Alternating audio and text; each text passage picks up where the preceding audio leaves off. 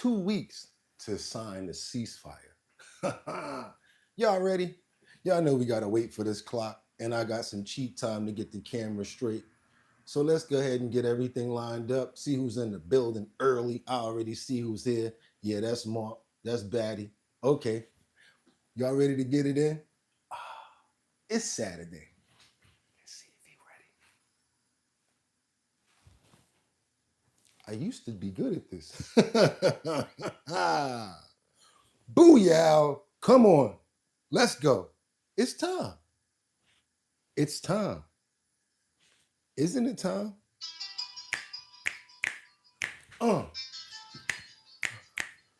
And yeah. Woo! That's right, y'all. Get up. We here. It's Saturday morning. So what we got to do? Wake up those pores. Wake up those pores.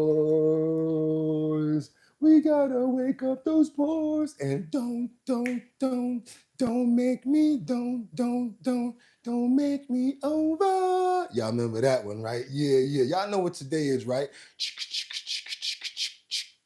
Saturday the 31st. That's right, y'all. 2025.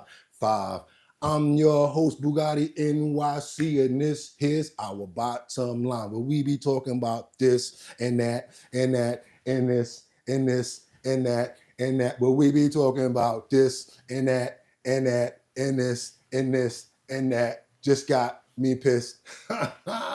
Yes, made it another day. Why wouldn't I be happy? Why wouldn't I be smiling? Yes, it's Saturday, y'all. Remember when we used to wake up, grab your big bowl of cereal, and go look at the cartoons and just sit there and chill and just do what you want to do? But now we got to pay those bills and watch shows like this to stay well informed. It's all good, though. Try to reminisce as best as you can. Take a bowl in there and sit next to your kids. Do what you got to do. Just try to get it on this morning, because you know what?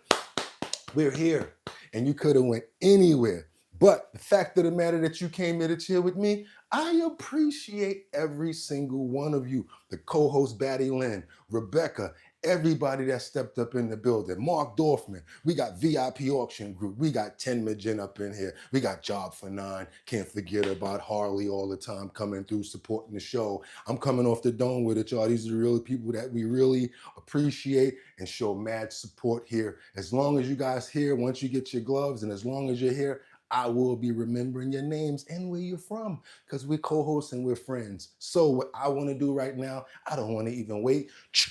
I want to get into it, see what you guys are telling me as far as like who's here, what's going on with you this morning. We can talk about that too. It's Saturday morning, y'all. We don't got to be so stiff. I got the suit on, but we could still get down. We could still hang out. So let's do that. I want to know who's here. Let me know where you're chiming in from, and what we're gonna do with that is what I always tell you, because you're not you're not gonna forget. I like to find information from the state, city, country, or wherever you're from, so I can make sure that we're talking in sync sometimes. Oh my God, he said something about the UK. He said something about Canada. That's right. I want to try to make the show well-rounded so more people can be involved. And I'm in the comments right now. I want to see who's here this early Saturday morning, good and healthy, drinking their water, making sure that they're good. We got Rebecca in the building. Rebecca Lon Yen Bueno. That's right, from Grand Rapids, Michigan. We got the Mad Hatter up in here this morning. That's right, we got the Mad Hatter. Who else we got? We got Natalie Georgievich. There you go. Good morning from Syracuse. Okay, we got Mark Dorfman. Good morning from NYC. Batty Lynn, you already know she's up in here with the cup of coffee or tea, because she always be posted up. Who else we got up in here? Harley. Good morning, and thank God. Today is the day he created for us. We shall be glad and rejoice in it. Now that is some good news from my standpoint. There we go. You should do that all the time, Harley. I love to read stuff like that. That was cool. Thank you so much, and let's get it in. There you go. We got Mad Hatter up in here. What Mad Hatter saying? Pittsburgh, PA, Bugatti. Trump was here yesterday for the U.S. Steel deal. Hey, Mad Hatter, let me ask you a question. Why are you trying to jump in front of the line of what we got in the clip? Don't try to jump in front of the line, because guess what? We got that in the clip. And I'm glad you said that, because now we know where you're from. And I feel good because we got some information about where Mad Hatter's from today, you guys. See how things work out. See how things work out. Hope everybody's having a fantastic day. Myself, having a fantastic morning. Woke up. He gave me the breath to have another day to do this again. So I'm so happy, you guys. I'm happy, and I love coming here. It just turns me up and makes me so energized. I'm walking up the street yesterday. Some guy was like, "Hey, how you doing?" I'm like, "Hey, how you doing?" He's like, I didn't recognize you without the suit." I said, "Oh, so you know me? Oh, how you doing?" Really nice conversation, real good. So hopefully, maybe I get to meet some of you guys sometimes. But without any further ado, stop talking about personal stuff, Bugatti. You know you got to get to work. You got to earn those likes.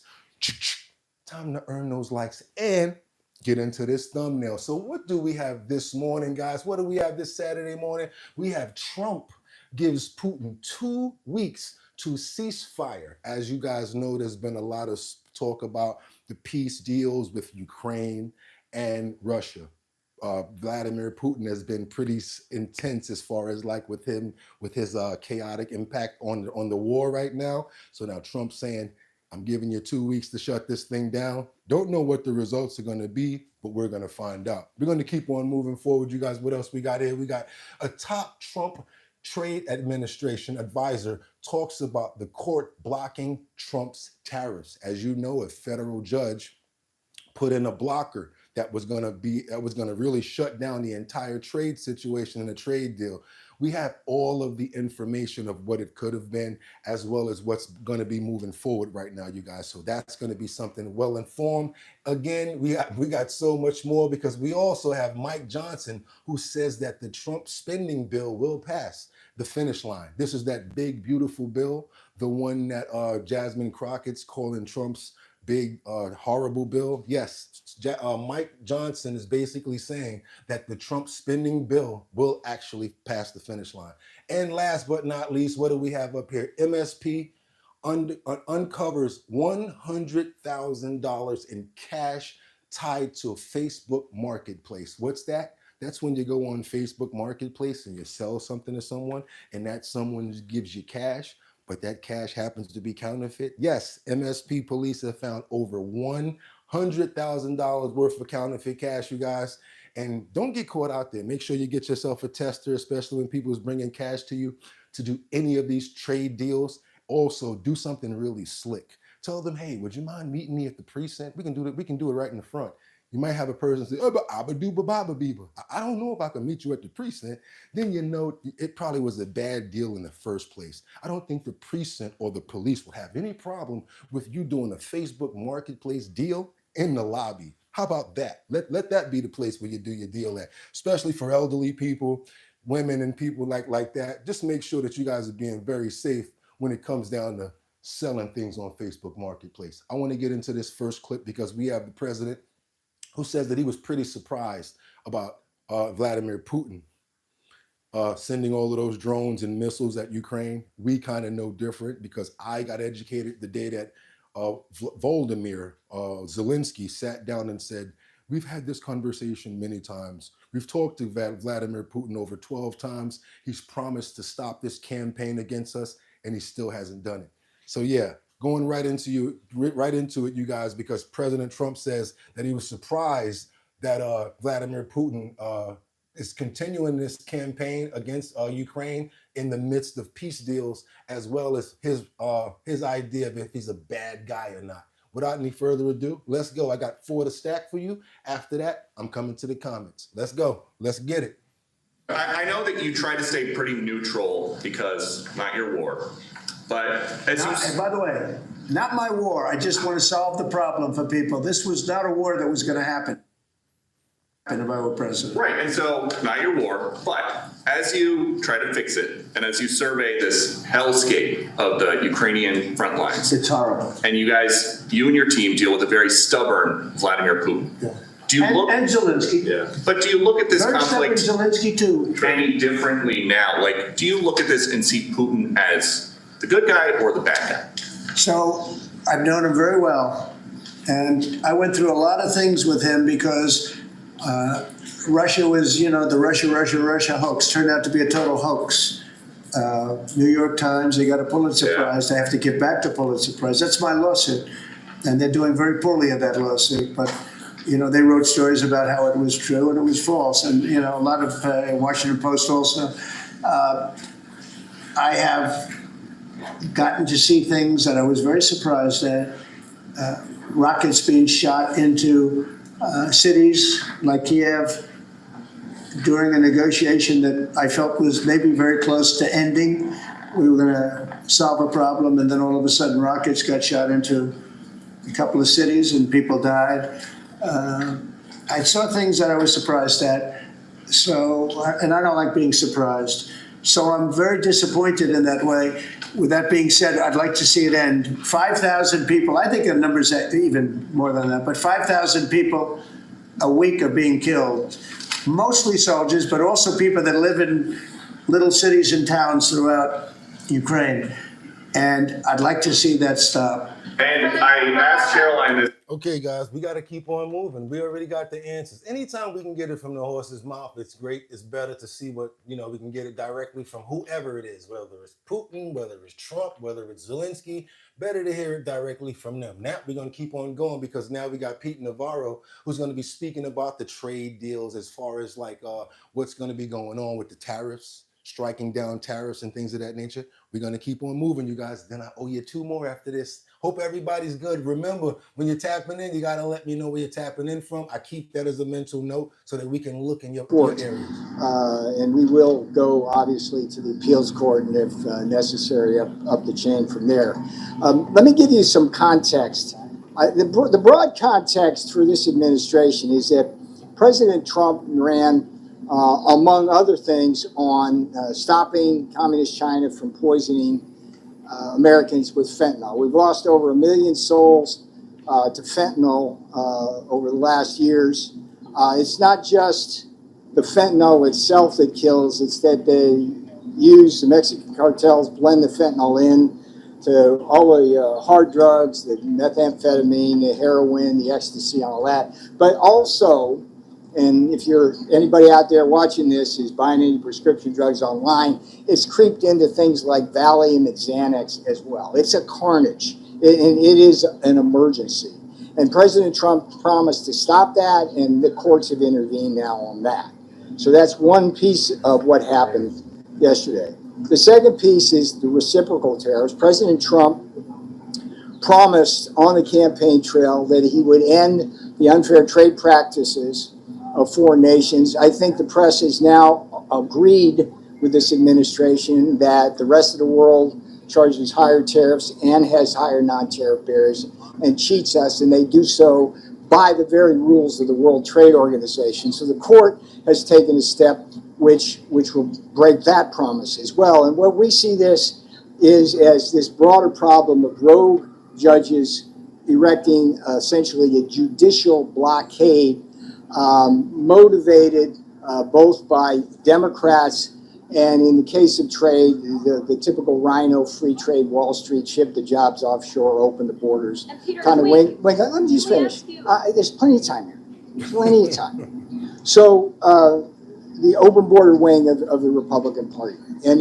we see this as a judicial blockade. It's consistent with the other things they've done to try to stop the deportation of violent felons and to basically slow us down on all sorts of different fronts. And they will pay the price for this at the ballot box. Every time something like this happens, the Democrats reveal themselves as against the very agenda President Trump ran on that propelled him to a landslide election. And Okay, I was going to stop you anyway. Thank you. Appreciate that. Now we got to keep on moving because we got these ICE raids that's going on that are similar to what's been going on in San Diego, you guys. Remember yesterday we talked about the arrests that were going on in San Diego where these migrants were going to court and basically they were getting locked up. Wasn't funny, but it's really going down. So it's not only going down in San Diego, it happened in Florida as well. We got these ICE raids that are sweeping across Florida as the Supreme Court.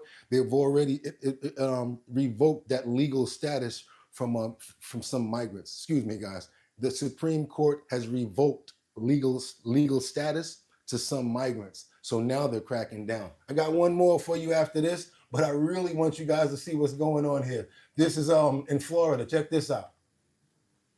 And this is like workplace, construction sites everywhere. People are running, all types of craziness going on. Check this out, guys. President Trump's immigration crackdown ramping up, with sweeping raids across the state of Florida. Just as the Supreme Court gives the president a major victory today, revoking the legal status for migrants from Cuba, Haiti, Nicaragua, and Venezuela. That means that even as the original ruling... All right. Didn't do that part yesterday. It happens.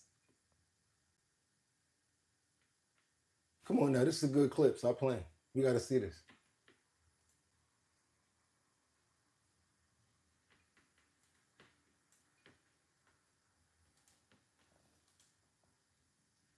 Sorry, guys.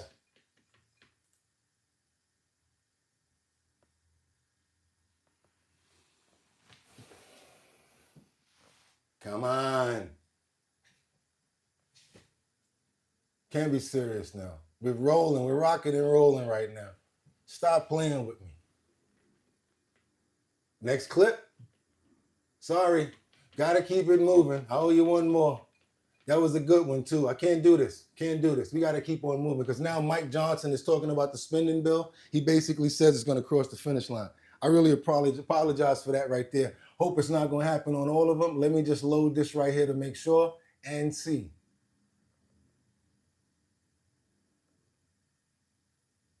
What the fuck is going on? Oh. House Speaker Mike Johnson. Mr. Speaker, good to have you on America Reports. Thanks for being here. So please do give us your take on where this ends up and what it'll look like. I think we're going to end up crossing the finish line and getting this job done for the American people. We have the entire America First agenda wrapped into this one big, beautiful bill. That's why we call it that. It's President Trump's promises to the American people, and it's our promises, all of us said on the campaign trail. We got to deliver this product. Now, I think we will. I mean, this is part of the process. Remember, before we got it passed in the House last... I kind of knew that this was going to happen. I ain't even going front. I knew it was going to happen, y'all. I apologize for this. Oh, man. Oh, God. I think I got to come back out and go back in again. It happens. You guys, you saw, we had this happen before, I think on 176 or something like that. Oh, yeah, this definitely happens. So, internet, that's basically what it is right now. I'm going to actually have to shut the show down because I got to use my phone in order to reset my internet. So, yeah, we got to go out and come back in. Let me see something. As a matter of fact, maybe I can do it this way. Maybe I can log out of the internet. Turn Wi-Fi off. Let me turn it off. See if I can come back in. Stay calm. Let's stay calm. All right, let's stay calm, right? Then what we're going to do, we're going to try to reload this. And joining us now is House Speaker Mike Johnson. Mr. Speaker, good to have you on America Reports. Thanks for being here. So please do give us your take on...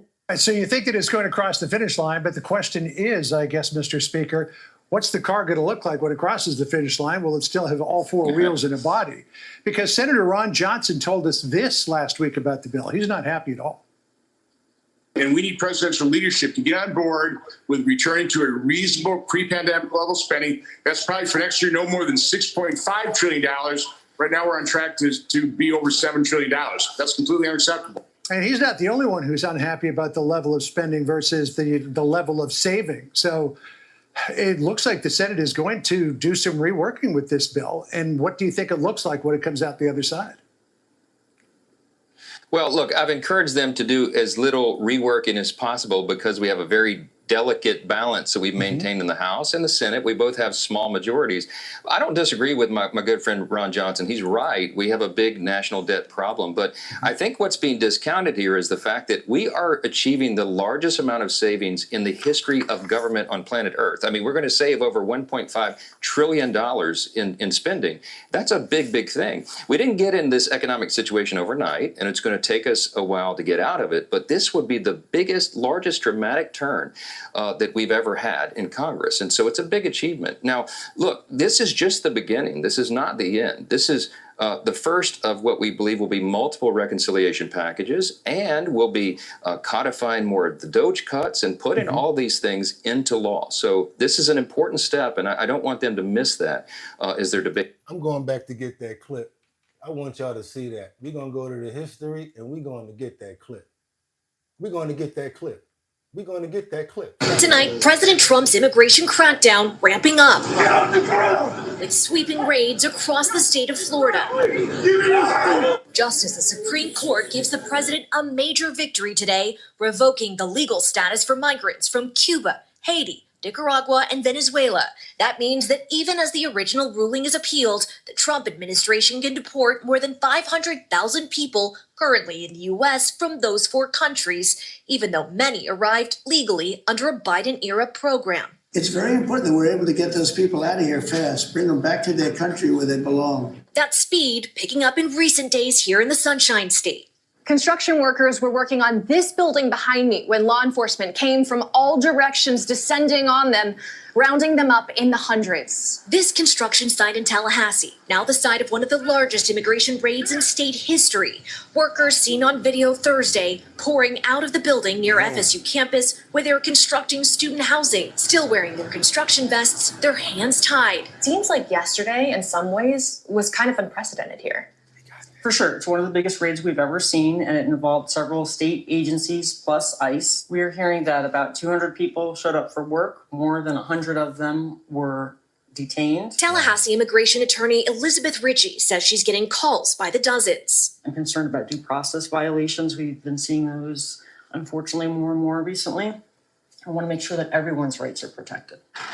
And now detainments are being reported at courthouses as migrants show up to their immigration hearings. This video from Thursday showing a family with 4 children detained outside of this San Antonio immigration courthouse. With workplace raids also on the rise, like the Tallahassee one Governor DeSantis touts as a major bus success. The recent raids across the country are also raising outcry. This is Gestapo-like behavior, where plainclothes officers wearing masks are terrorizing immigrants who are doing the right thing by going to court, following up on their immigration proceedings, and trying to come into this country lawfully.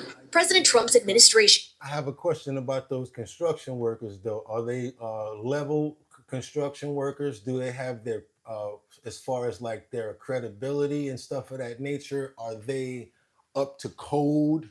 Do they have the skill set in order to be on a construction site, constructing a building for students to live in? I understand the ramifications of what can happen, but you guys got to understand that too. Let's say they do some janky work and the building part of it is not really good. Sometimes a lot of these construction sites, they get cheap labor in order to keep a lot of the monetary, and they have a lot of violations that they actually cover up. So that's the area that I would be concerned in when it comes down to that. And to have a 200-man construction staff where over 100 people were arrested and taken in, that would send up a red flag to me to say, I want to know now, where is their skill set? Let me see their paperwork as far as their schooling, and what other buildings have they ever put together to make them be able to put this together. I'm in the comments, y'all. Let's keep it going. Harley says, which administration created open borders? That was the root of the problem. Okay, what else we got over here? We got Natalie Georgievich that says facts. TK, who hired them? Question mark. What else we got? We got Christina says, what was voted for? He said this was going to happen, and yes, it's did. Okay, Liberty and Justice says, good morning, Bugatti. I'm over here working, y'all. Y'all see I had to bring us back to life. Brian says, anyone that did not register to vote, that registered their vote for Harris is responsible for this mess. Mad Hatter says, good morning, Christina. Hope all of y'all are doing well, too. Mikey Webb says, corruption is hard to stop. Mad Hatter says, needs Starlink, Bugatti. You know what? I might have to get that. Batty Lynn says, oh no, I know, Batty, you were scared, wasn't you? We are with you. Look at Harley holding me down. Thank you, Harley. I appreciate that. Pine Top says, all invaders out.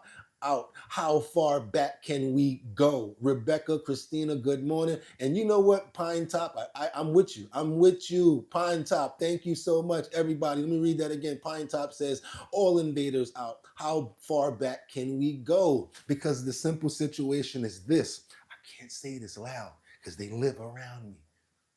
But if you came over here illegally, you got to expect something like that to happen.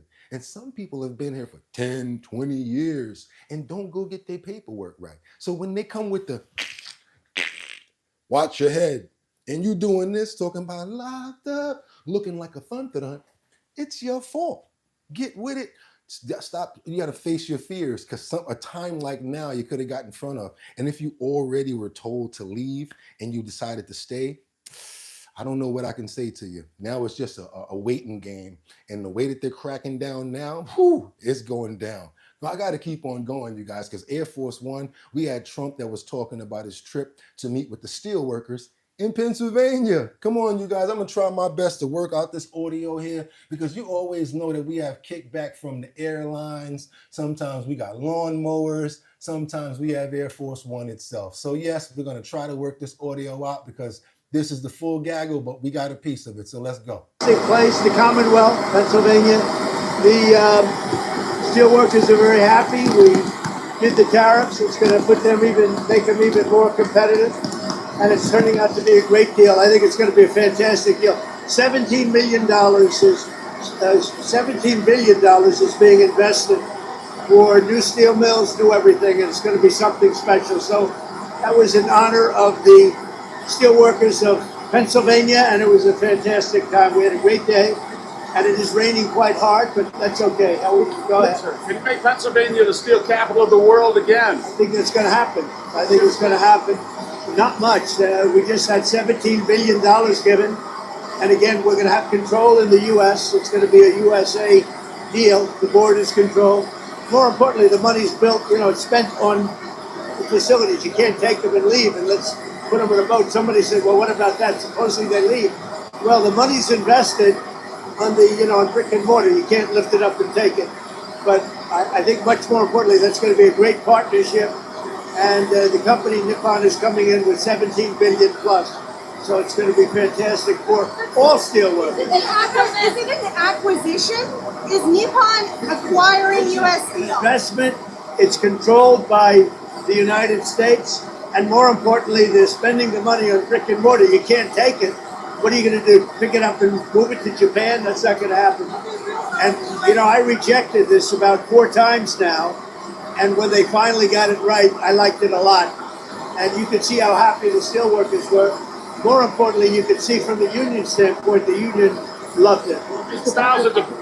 I think they're looking at it like it's American U.S. steel, but why is it controlled by Japanese? Like, what's going on with that part? Why is Nikon Steel Company, why do they have anything to do about it? That's what the question was, you guys. And you guys, I'm coming in the comments. I want to know what you guys have to say. We done stacked this deck pretty nice. We got Mark Dorfman over here that says, get rid of all the illegals. Bye-bye. Uh-oh, Mark Dorfman ain't playing this morning. We got a super chat right there from Harley, $50. And we want to thank Harley, everybody. Always and forever, we always going to show mad support and appreciation to our friend and one of our major co-hosts and donors here, Harley. Thank you so much, everybody. Please say thank you to Harley for looking out for us. We really appreciate that, Harley. It's going towards the IMAC fund. Christina Shelton Burns says, waffle, don't worry about it. What else you got over here? Jean Ray says, what is the difference between oh man, somebody just hit me, so it knocked you out the way. Sorry about that. Batty Lynn says, thank you, Harley. There you go. Scribble Bite says, I love animals. How many of these politicians have pets? Good question, Scribble Bites, because I really love animals. All of them. Christina says, waffle, don't worry about it. What else? Let me get up here where I just was reading this other one that I was into that.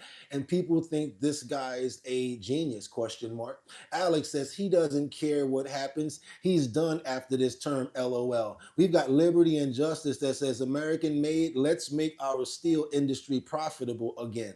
Okay, that's right. We got that love there from Harley. Thank you so much again. Kevin Moore says number one BS guy. Okay, what else y'all got over here? Waffle says Black American question mark. Hey, VIP auction group, what's up? You in the building? Okay, NYC. Sinjin says he does love the poorly educated American. He is Bugatti NYC. There y'all go. We're gonna keep on moving forward because now we got some other stuff going on in Philadelphia. We got these serial burglars that's targeting auto shops throughout Philly. It's not only going down in the steel mills out there, it's going down in the streets. People need money, so they better get some type of money flowing through there, because if you know what I know, it's going down, and it's going down everywhere, especially at nighttime. Check this out. This is pretty crazy. Check these robberies out. Thank you for joining us. I'm Fred Shropshire. Take a look at all of these dates and addresses of businesses burglarized in Northeast Philadelphia. Police say at least 2 people are behind the string of crime striking again and again. You guys in Philadelphia, come to the front of the stage. This is for y'all. As NBC 10's Lily Zhang learned, in most cases, these burglars are targeting specific places. She is live tonight at police headquarters. Lily? Fred, good evening to you. We know that police are investigating at least 9 cases tonight. Police also tell us that one of the suspects they're looking for apparently has tattoos on his neck as well as his hand area. In fact, police are telling us that some of the surveillance video they've collected so far shows that this man may have possibly been concealing portions of his hand in order to possibly conceal his identity. This is where he came in. He broke the window in, snuck in through here, ruffling through all the desks here. And Jay Al-Haddad says that person escaped exactly the same way he came in the early morning hours of February 15th. Al-Haddad is the owner of Royal Car Center, the first reported case in a string of burglaries confirmed Thursday by Philadelphia police. took a couple phones, vandalized the place, busted up some TVs, and yeah, he was in and out of here. By the time we got here, it was gone. This surveillance photo shared by police shows a suspect in a blue hoodie and gray sweatpants. Al-Haddad says he was only in the shop on Roosevelt Boulevard for a few minutes. It's tough because, like, you're seeing your place of business getting destroyed, and it's like you're helpless. You know, you're home and 4 o'clock in the morning. I got to wake people up and call people to come in. So it's never good to see people in your place just. Yeah, 9 spots got hit, you guys. If y'all know anybody that's got any information about this, y'all do what y'all got to do. Not only that, but you know, it's really hard when you got a family-owned ran business and your stuff gets broken into. Luckily, they didn't get any money, anything like that. Just vandalism or whatever. Seems like some random situation. But then again, 9 incidents, it's not random. So yeah, wanted to see if you guys knew anything about it. It's happening 9 times. Sometimes when it doesn't get that much airplay, we even put stuff up like that. So we're going to keep on moving forward because we got to go look at the other side right now. There's a lot of sides of the coin. There's a lot of opinion going on about various situations. I don't want you guys to just think that I only play one platform. He only plays Fox. He only plays CNN. We're going to go to the other side right now. We're going to play some stuff off of what? We're going to go to MSNBC real quick and see what's going on about what they think that Wall Street has to say about President Trump, as well as humiliations that they think that, let me just let them explain it themselves. Here we go. The downside of worrying about what it might do to Trump's ego to know that there is something called a taco trade. Trump always chickens out. It is the story of his entire political rise. I think that the risk that we were talking about before the break, which is there a danger in trying to goad or intentionally or unintentionally goading Trump? That's a real risk, and we know that because of his political career. So in 2011, Barack Obama gives this brilliant roast of Donald Trump at the White House Correspondents' Dinner after Trump had been going after him with the birther movement and so forth. And Barack Obama, in his cool way, just eviscerates him. And you see Donald Trump in the moment boiling over. And the reporting on it is that that was a really pivotal moment that galvanized him then to run for president. So he does detest being mocked, though he certainly likes mocking other people. So that risk is real. I think the fact that we are even having this conversation points to the bizarro world that we're in Trump 2 and in Trump 1, but particularly in Trump 2, where, we're thinking about, what if we make fun of Trump and then he'll respond in this way? And the chaos that will be unleashed could be really damaging for America's standing in the world and the American economy. The fact that we are having that conversation points to this weird environment in which, some people seem to be treating Trump like a senile uncle who needs to be appeased. And it's in the media, that's certainly not our job. Our job is to tell the truth as we see it. You see. Okay, I let them talk. I don't know what this rambling was, but again, you see, that's why I don't play it, because I don't even know what the hell she was talking about. That's why. All right. So y'all don't say I don't play the other side and what other people have to say, because I'm going to be honest with you, I don't even know what she was talking about. I want to keep on moving. Then I'll come to the comments, because we got the U.S. Appeals Court that allowed Trump's tariffs to go through. I thought that they were going to talk partly about tariffs, but they didn't. I want to talk about that because you guys like talking about that money, money, money, money. Y'all like talking about that money. So let's get into that real quick. Then I'm going to come to the comments, because now, as you guys know, that there was a federal judge that tried to block the trade tariffs. But, trying to block a trade tariff from one federal judge is kind of like you're trying to think that you're the president now and you basically can affect and do things that have to do with foreign trade. And that's not your position. So check this out, you guys. One of the key signature policies of the Trump administration, his tariff policies. Well, just today, a federal appeals court allowed the president to continue collecting tariffs, remember, under that emergency powers law. For now, key two words there, as his administration appeals an order striking down the bulk of his signature set of economic policies. Our colleague and friend there, Fox News' Connor Hansen, with more details. Let's listen. President Trump's sweeping tariffs are back on thanks to a ruling by a federal appeals court. It comes after the U.S. Court of International Trade threatened to stop or delay most of the reciprocal and baseline tariffs announced earlier this year. Last night, the Trump administration faced another example of judicial overreach. President Trump has been using an emergency powers law to impose tariffs. The trade court ruled it doesn't give the president, quote, unbounded authority. But the administration says it's confident its plan will work. We are very, very confident that we're going to get this positive result, and we're even more confident that we're going to win in the end. You got to understand that Jameson Greer, the U.S. Trade Representative, is the smartest trade lawyer on earth, and that he chose this as the best option. The White House says the court ruling did not delay any of its pending trade deals. It's holding talks with Japan and expects a delegation from India to come to Washington next week. And you guys remember how Temu used to sell all that crappy stuff and make sure that they get it to you real cheap and you don't have to spend that much for the product? And you would get like maybe like that light right there that I'm using right now, that LED light. I probably paid about $10 for that light right there. It's a really good light. Got it off of Temu or one of those Alibaba websites, right? When it came here, it probably landed at about $16. And that's the little websites that we kind of went to when it came to get knickknacks and things of that nature. And also the tariffs and the taxes were pretty low, but not anymore, because Temu's, the Chinese owner, now they're starting to see all of the profits plunge because of the trade war and what's going on right now. So it's like the products are almost at the same prices as everything else. And it really doesn't make any sense, because the quality of the products when it comes down to Temu is very subpar, so that we wouldn't want to spend that much money. We might as well go to a Amazon or maybe let's say a Best Buy. If we're going to be paying that much monetary, you might as well spend more money on a better product, is what I'm basically trying to explain. So I want you guys to see what's going on with Temu and their current situation. Let's shoot on over to BBC and see what they have to say about it. Didn't see its shares rally on Tuesday is PDD Holdings, the Chinese of online shopping platform Temu.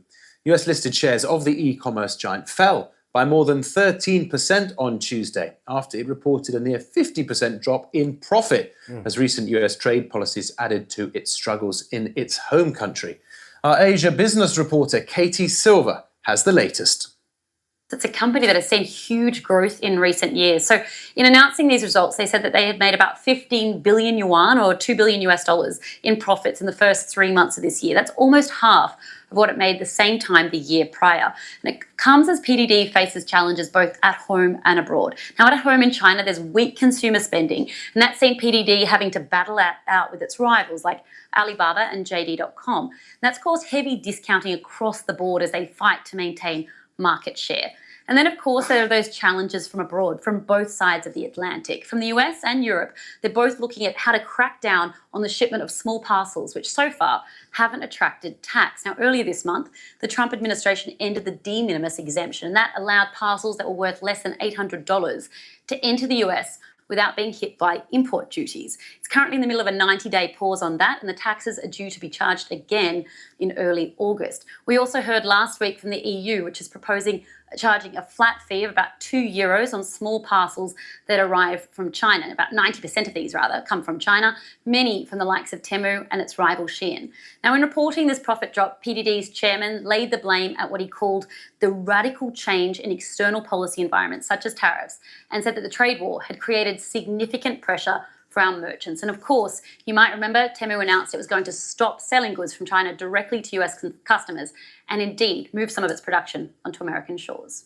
Puerto Rico's a great... So I'm thinking they're going to probably go what? What they going to do, brick and mortar when they say they're going to go American shores? Okay, guys, now I have a question. What do they mean by they're going to go to American shores? Sound like to me that they might start building Temu stores or something like that in the States. I don't know. What you guys got to say about that? Do you guys actually use Temu? What do you guys think about Temu? You ever bought anything off of there? How are the products? Darren says, agreed, Kendra. China is the world's manufacturer for good reason. They have caught up and surpassed in major areas. We've also got Natalie says, surprise, they don't have Temu store pop-ups. I think that's what they're talking about doing now, Natalie. Dragonfly says, what did P. Diddy do again? Oh, we're going to get into that next. I'm glad you're saying that. So now we got to get George Washington up out of here. Okay, George, bang! Thank you so much, because I didn't get a chance to do that all week. Bang! Bang! Bang! Yeah, see, one person, sometimes you just got to hit them with the bang! You know what I'm saying? To make your voice and make you get a little amped up right there. So George Washington, the one that was spelling out that IGA word, we saw it and we thank you for your trolling, but you just used the wrong word. So now we had to get you bang, up out of here. Now we're going to keep it moving. What else we got over here? Now we got Darren that says agree. Okay, what else we got? Surprise. Okay, we're going to keep on moving. Yeah, we got that long list of crap up out of here. Now we got to get past that. Kendra says not all this cheap anymore, and I like the quality. This is my opinion. Okay, Mark Dorfman says Temu sells cheap garbage. Darren says hi, everyone. Christina Shelton says hi, Red Pepper. Check this out, you guys. The only thing about Temu that gets me angry is this. I'll see a great product and I'll click on it to actually want to buy it. And then that stupid wheel will start going, like trying to get you to download the app. Why they can't just let you get to that product and make it sell through? I think they'll make a bunch of money. They should have listened to some of the consumers like myself. I'd have said, yo, do me a favor. Can y'all get rid of that stupid wheel? We don't care about all that. Just get rid of that. Make it so that you can buy the stuff, because I already don't want it. Whatever you did in that video, you convinced me. Okay, so I'm ready to do it.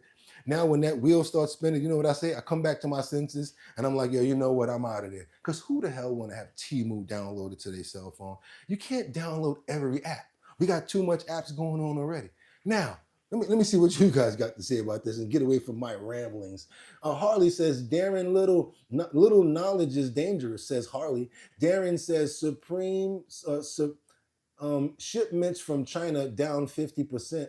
Kendra says, hey, Christina. What else? Sean, Diddy, what you doing here? Okay, I don't got that one set up yet, but soon we're going to have that one word set up too for people that keep on playing with the Diddy word to get you up out of here as well. Now, if you guys do me a favor, y'all appreciate the content and what we're doing this morning, and your boy is already sweating bullets. I got a lot more to go. Do your boy a favor, double tap that screen and get those likes up to get more people over here. That's what actually happens. You double tap the screen, YouTube sends up a notification, and boom, a bunch more people come over here and they get a chance to enjoy the show, and we get a better demo. That's all we're looking for. We understand that it's hot out here for a pimp, and we got a little bit of coffee in the kitchen, so we're going to be all right. We understand that we ain't asking for no bread, even though we already got a little tips going, and we appreciate that. Thumbs up to Harley. So what we concentrate on now is getting those numbers up. Show your appreciation, y'all. That don't cost a thing. Double tap the screen, get those likes up. That gets more people over here. Now, yes, since everybody was asking this question, what do you think about P. Diddy getting a pardon? I said, what do you think about P. Diddy getting a pardon? That's right, because you guys asked the question about this P. Diddy stuff. So Trump was asked point blank on the pardon for P. Diddy. And guess what? This is something that actually come across his desk. And it looks like he may actually be open to it. I want to know what you guys think. Thumbs up if you think that Trump will pardon P. Diddy. Thumbs down if you think Trump will not pardon P. Diddy. Myself, I don't know if it's a good look to pardon someone in that current type of case, especially if they're found guilty, because it may look bad on you. That's just my opinion. But check this out, you guys. I want to know what you guys got to say about this. So we're going to get it all lined up. We don't want to miss none of it. Let's go. And this one's a little bit more of a page 6 question, but back when you hosted The Apprentice, you mentioned once in 2012 that Diddy was a good friend of yours back then. He has since found himself in some very serious legal trouble. Yeah, that's true. Would you ever consider pardoning him? Well, nobody's asked. You had to be the one to ask, Peter, but nobody's asked. But I know people are thinking about it. I know they're thinking about it. I think some people have been very close to asking. First of all, I'd look at what's happening, and I haven't been watching it too closely, although it's certainly getting a lot of coverage. I haven't seen him. I haven't spoken to him in years. He used to really like me a lot, but I think when I ran for politics, he sort of that relationship busted up from what I read. I don't know. He didn't tell me that, but I'd read some little bit nasty statements in the paper all of a sudden. You know, it's different. You become a much different person when you run for politics and you do what's right. I could do other things, and I'm sure he'd like me, and I'm sure other people would like me, but it wouldn't be as good for our country. As we said, our country's doing really well because of what we're doing. So I can't, it's not a popularity contest. So I don't know. I would certainly look at the facts. If I think somebody was mistreated, whether they like me or don't like me, it wouldn't have any impact on me. Mr. President. Uh-oh, you guys, what do you think from that conversation right there? I want to know. Yes, your opinion. I just saw a couple of people with thumbs up and thumbs down. I'm in the comments right now. I want to know what you guys think. Christina Shelton says, hey, John, you snuck in on us.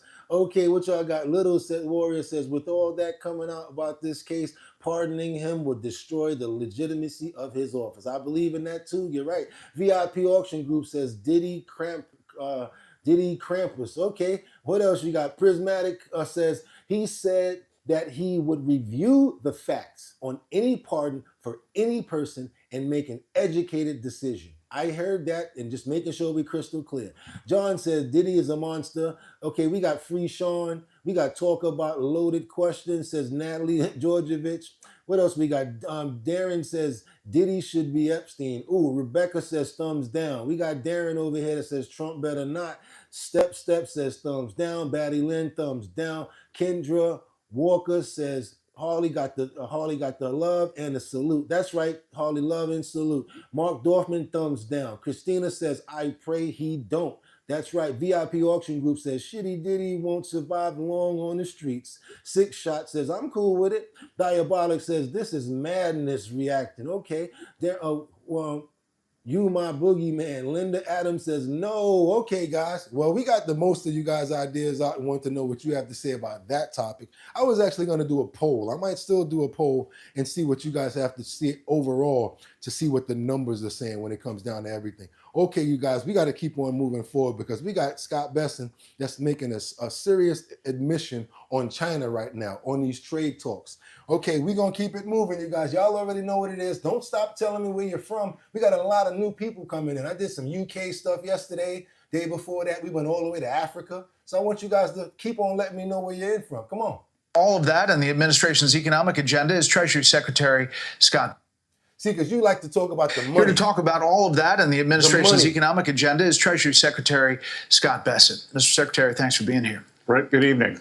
Your thoughts on this on-again, off-again judicial tug-of-war over tariffs? Well, Brett, it seems highly inappropriate for the judiciary to wade in here when the Senate had the opportunity to override the president and didn't. So, in terms of separation of powers, the Senate has chosen not to exercise their powers, and the president absolutely has the right to set the trade agenda for the U.S.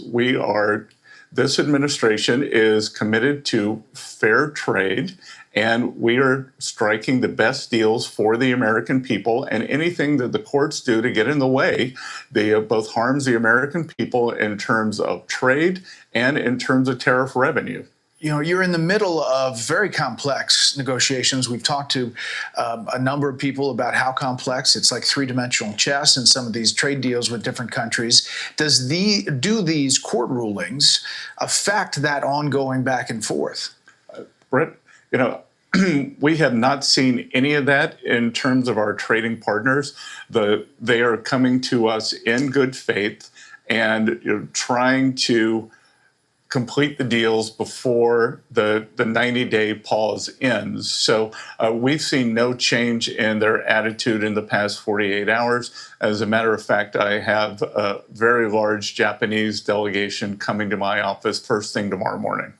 See, that's the bad thing. When you're negotiating with somebody and you got somebody else that's trying to step in and throw things off, especially when they come from like some small court or whatever. I know there's a lot of people that don't agree with tariffs. I don't agree with tariffs. I thought the food tariffs and certain tariffs were already negotiated. I didn't even think that we were still going through this, and it's still going to get worse, especially by the end of this month when it comes down to Walmart, you guys. So got to really be holding your P's and Q's right now, holding on to everything. People are really tight right now when it comes down to monetary, and I can't blame you. That's why we talk about tariffs, because I want us to have a gauge and an idea on what's going on around us. And you guys always like talking about that. Money, money, money, money. Guess what, though? Something else that might be leaving us really soon. And a lot of parents, a lot of mothers, and a lot of single family houses are going to probably feel the ramifications about this, you guys. I'm talking about Section 8. I'm talking about Trump's talking about getting rid of Section 8, saying that this is going to save Americans over $26 billion. Now, the promise is that he's planning on moving all of these programs to the cities and letting them take care of it. But the other situation that's pretty bad about that, when it comes down to people that are on Section 8, is probably going to hinder certain things, like they were able to go from one state to another and keep their Section 8, that thereby making people able to, go to other states and start again or whatever. So now we're going to see right now what's happening with this situation with the Section 8, because it's going to be affecting a lot of people. They're talking about even limiting the amount of time that you could be on Section 8 and making, of course, people go back to work. That's what's going on. Check this out. Check this out. I want you guys to see this. Ohio and Dallas, and here are your top stories. I'm Christina, Ohio and Dallas, and here are your top stories. President Donald Trump has proposed a skinny budget that includes cutting federal government rent assistance by 40%, essentially ending the Section 8 voucher program.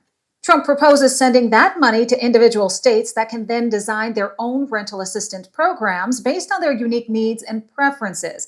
In its request, the White House called the current system of federal rental assistance dysfunctional. The proposal would also impose a 2-year cap on rental assistance for able-bodied adults, sending a bigger share of the money to the elderly and disabled. In addition, the budget includes $25 million in housing grants for young people aging out of foster care. HUD Secretary Scott Turner said that the rental assistance programs have become, quote, too bloated and bureaucratic to efficiently function, and praised the restructuring of the aid programs. The budget has to be approved by Congress, but lawmakers are under pressure to cut excessive and wasteful spending from the federal government.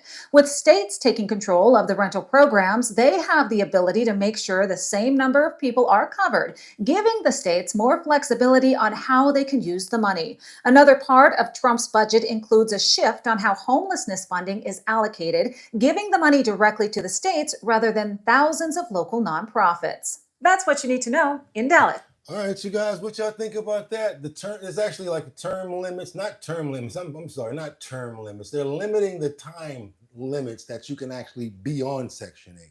They're saying 2 years, you should be able to get it right. Also, the kids and things like that and everything going back to the states. Also, again, my question is, what's going to happen when they used to say you can pick up from one state and take your Section 8 to another? If that's not a federal program anymore, does that still apply? I want to know what you guys think about this. This is affecting our country and our people. We got Tony in the building that says, get to work, losers. What about the single mothers? Okay, Kendra says Section 8 should be for disabled and veterans only, says Kendra. What do you got? Mark Dorfman says, if Trump cancels Section 8, there's more homeless people in the streets. Okay. We got Patrick that says, time to go to work. This is not a socialist country yet where you can just lay around, says Patrick.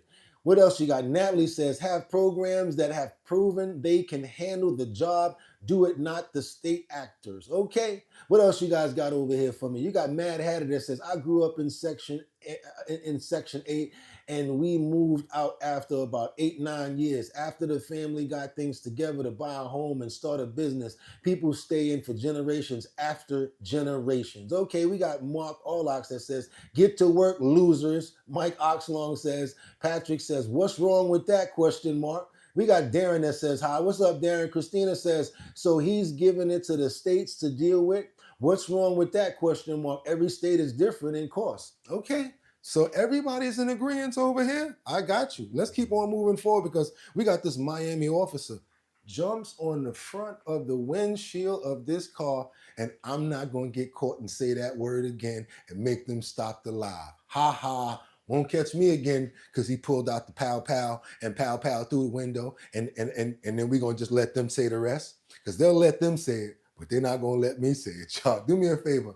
Double tap that screen if y'all appreciate the content that we got going on right now. Your boy is sweating bullets, but it's all good because, you know, it's worth it. And I'm happy right now because we're flowing and we got a good dialogue happening right here. I want you guys to check out what's going on in Miami as this officer appears to pow a car driver while he's holding on to the windshield, clinging onto the car. Florida, y'all never fail. I said, you know what? We need some action about right here. I was looking in other places. I said, Florida.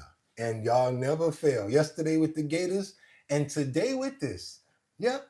Shout out to Florida. Let me get it from the top. I want to open up this screen to make sure that you guys don't miss a ting. And here we go. This video shows the chaotic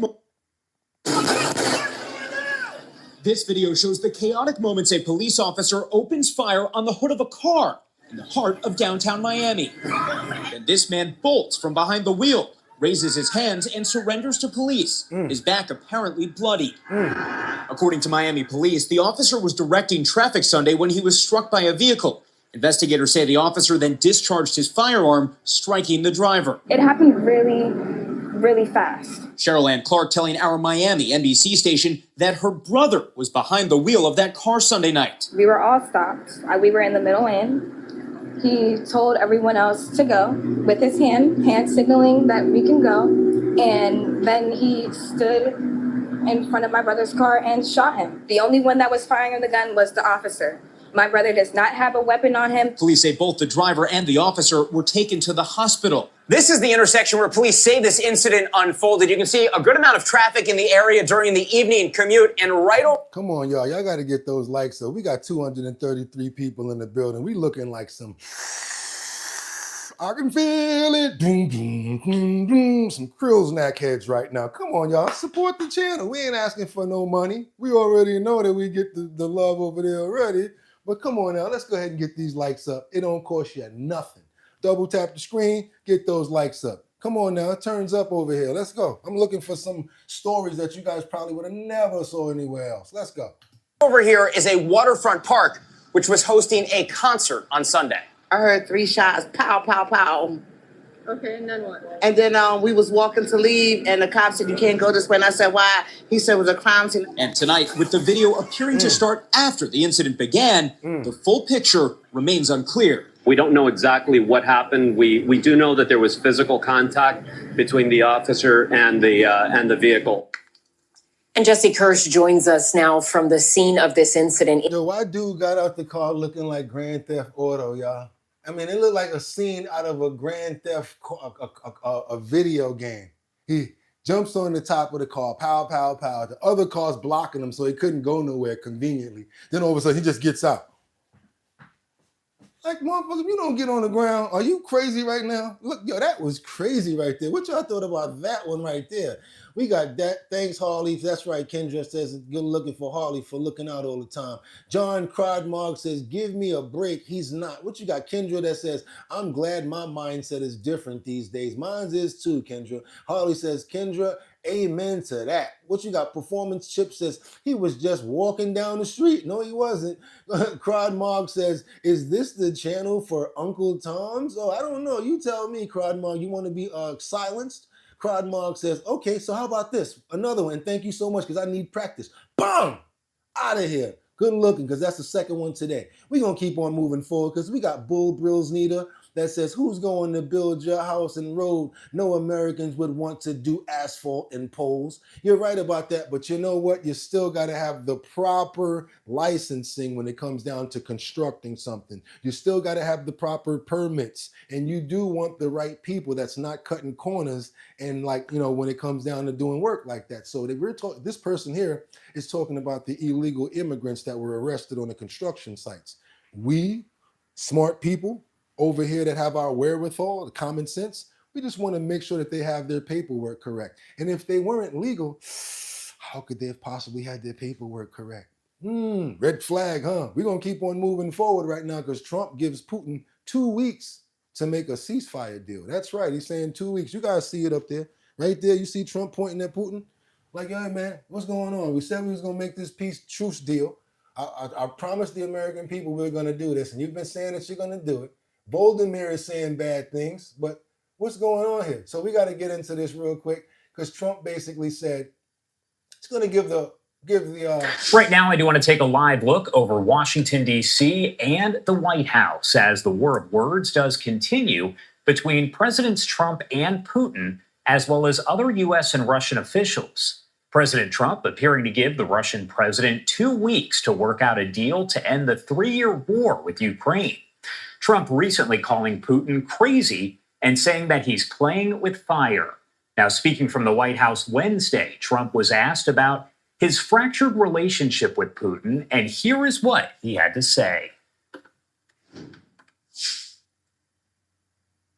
When they say that your criticisms of Putin are simply an emotional response, and do you still believe that Putin actually wants to end the war? I can't tell you that, but I'll let you know in about 2 weeks. Within 2 weeks, we're going to find out very soon. We're going to find out whether or not he's tapping us along or not. And if he is, we'll respond a little bit differently, but it'll take about a week and a half, 2 weeks. We have Mr. Witkoff is here, is doing a phenomenal job, is dealing with them very strongly right now. They seem to want to do something, but until the document is signed, I can't tell you. Nobody can. I can say this. I can say this, that I'm very disappointed at what happened a couple of nights now where people were killed in the middle of what you would call a negotiation. I'm very disappointed by that. All right, you guys, that was the heading, that was the title of our thumbnail. We wanted to get that out the way. We made sure that we put it down the line just to blend it in. And also, we got to show mad love and respect and say we appreciate you, Harley, again for another $50 super chat. We thank you so much, and we over here at Our Bottom Line appreciate you. Everybody, get a drum or something. And again, Harley sent another $20 gift of a membership. Harley, again, we just so appreciate you over here. Kendra, everybody in the building, Batty Lynn, let's go ahead and send some hearts over Harley's way and appreciation. Thank you so much again for always supporting the channel and you always coming through, and thank you so much. We appreciate you. Now, we got to keep on going forward. We going over to D-Town because we ain't been to D-Town in a little while, right? Come on, Kendra. I think Grand Rapids can get up in here too a little bit with Rebecca. We're going to sneak a little bit of other people up in here too, right? We got some situations going on in Detroit, Michigan, where they discovered over $100,000 in counterfeit cash tied to Facebook Marketplace. I know of people who have actually done this. I have seen situations where people think that they've got the money for something, and guess what? This bill is no good. You guys, you might as well start testing your own money. Nowadays, people are washing real bills, $5 bills, making them hundreds and 20s. You got to be your wherewithal, Head has to be on a massive swivel right now. So everybody, check out this situation right here. I do not want you guys to get caught up in any situations like this because people are hungry right now. They're broke. They're doing anything to make money. So when you go to buy something on Facebook Marketplace, I would recommend one of two things. Tell the people to meet you at a precinct or somewhere that there's a lot of people. A lot of times, it's just like having a little chihuahua. Even though it's not a pit bull, the fact that it's making too much noise, the robber is going to try to go to the house with no dog. Same thing in this case. When you say, hey, meet me over at the precinct, you might have somebody say, okay. If they were up to something, 9 times out of 10, they're not going to want to meet you at the precinct for that transaction, right or wrong. So let's go. Let's get it right. Come on, y'all. We begin tonight with an alleged fraudster using phony money to make purchases on Facebook Marketplace. Welcome to 7 News Detroit at 6. I'm Carolyn Clifford. And I'm Mike Duffy. Thank you for joining us.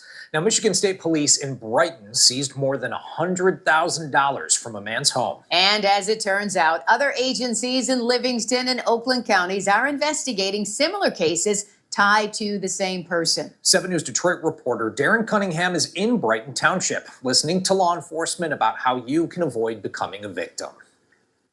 You're looking at wads of counterfeit cash, a laptop, and cell phones confiscated by Michigan State Police after they executed a search warrant on a home in the 4,000 block of Pleasant Valley Road in Brighton Township on Friday.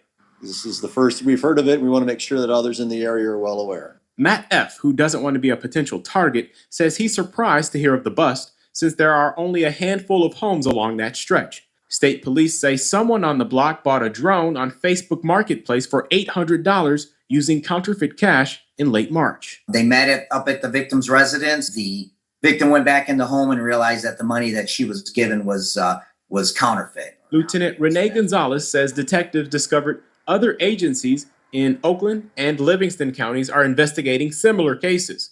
Details from each case helped them develop a suspect. How can people protect themselves from, being fooled by this type of scheme? Yeah, there's a lot of scammers out there, and Facebook is just another avenue for them to work off of. So what I suggest to people is, just like banks and stores use, if you give them a $100 bill or $50, they're going to take a pen out and draw a line across that bill to ensure that it's real. Pens you can buy at office supply stores or on Amazon. A dark line means it's fake. A gold or yellow line means it's authentic.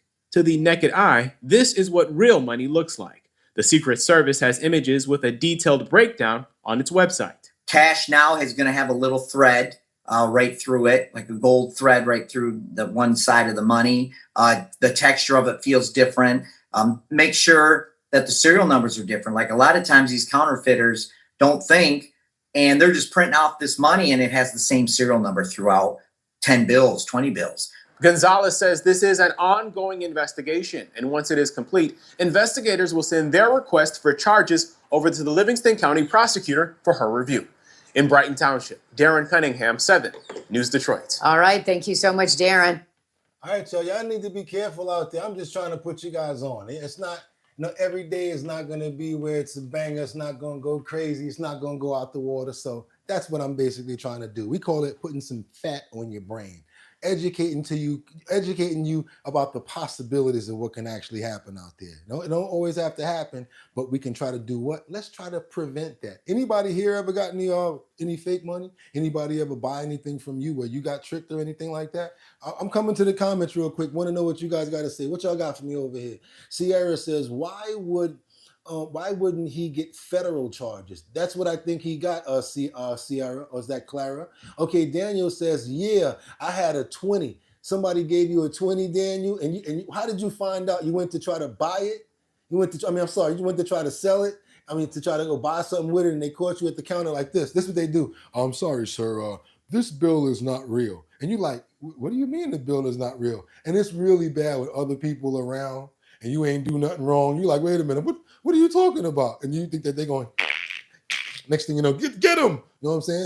They're going to be like, get him. Put your hands behind your back. You at the cash register trying to buy a Coca-Cola or something. You're like, hey, how you doing, sir? Give him some cash.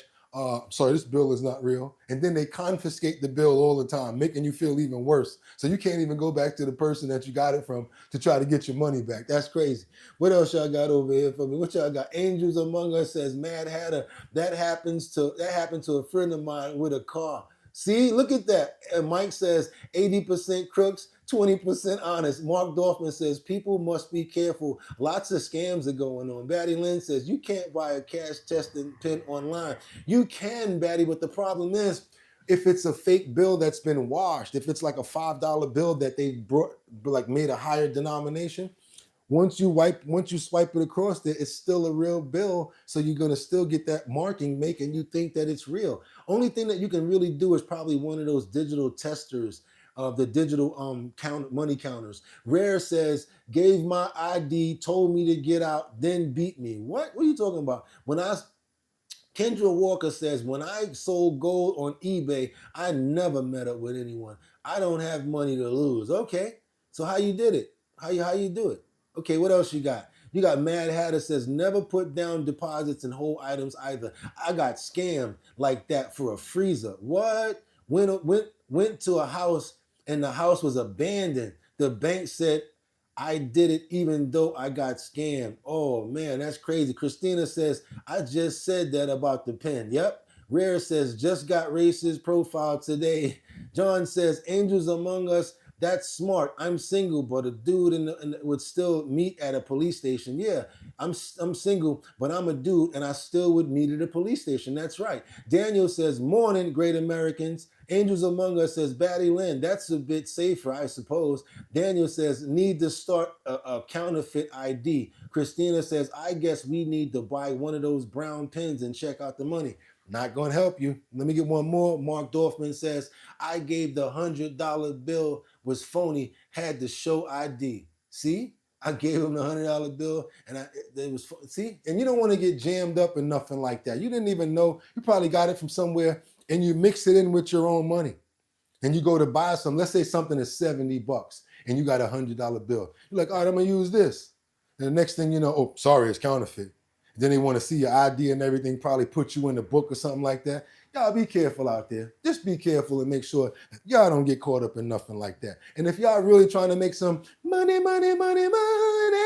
it's time to go into the description right now and go ahead and fill out one of those surveys that I always tell you guys about. I made sure that there was about $450 worth of surveys in there. You guys fill out a survey, y'all make some money, I will make some too. Also, this is the point of the show where I also say, I want you guys, whoever has a business or promotion going on, whatever you do, you might be a dog groomer, you might be a mobile barber. I don't know what you do, but whatever you do, send over your postcards and all of your promotions to bridgethisllc@gmail.com, and we're going to put it up in the post section so that all of these people, our fine co-hosts, can see your business and hopefully get you some promotion going on.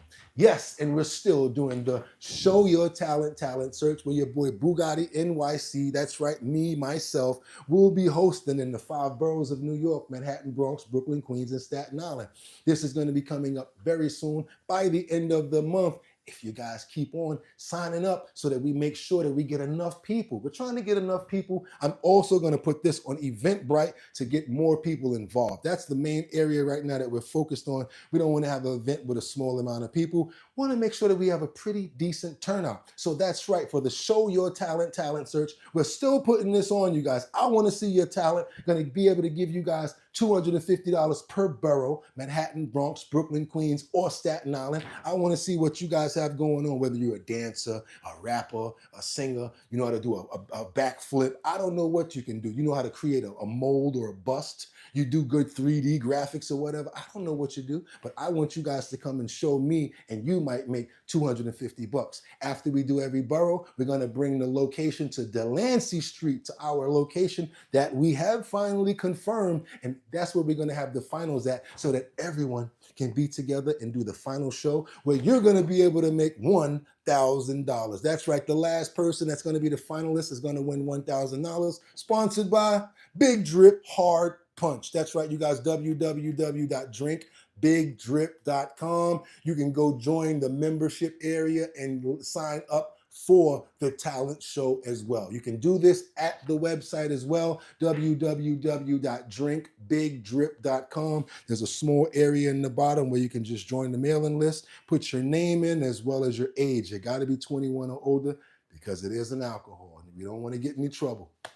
That being said, you guys, I want to make sure that you guys have a fantastic day. Make sure that you guys go out there and drink some water. Take care of yourself. It's Saturday, so whoever's out, whoever's off, go out there and celebrate. Chill out. Get some air. But don't do nothing too crazy because I want to make sure that you guys make it through the weekend. We don't just do this for the weekend. We do this every day. Life be lifing, and we just want to keep on lifing and doing it the best that we can. So with that being said, you guys, I want you guys to have a fantastic day. Know that God woke you up for a reason today. Problems present opportunities.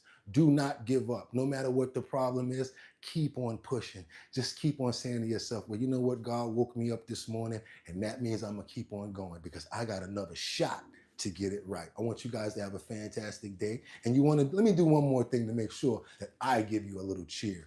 Could you guys do me one favor and follow after me on the count of 3? Don't put it in the comments. I want to see this actually happen to yourself. We're going to do this ourselves naturally. This has nothing to do with the comments. Y'all ready? We're going to do 1, we're going to do 2, and then 3, and then we're going to smile, right? Look at that. It's free, and it make you feel good right here. It just makes you feel good, don't it? Tell the truth. Don't put it in emojis. I want to see the smile. And breathe. And that's what we do for each other. No matter how bad you're feeling or whatever, just understand you got another day to get it right, especially if you're here, because I'm talking to you. God bless you guys. I want you guys to have a fantastic day and stay safe. And with that being said, y'all could have went anywhere. But the fact of the matter that you came here to chill with me today, I appreciate you. So until tomorrow, y'all know what it is. See y'all then. Get 'em! 1.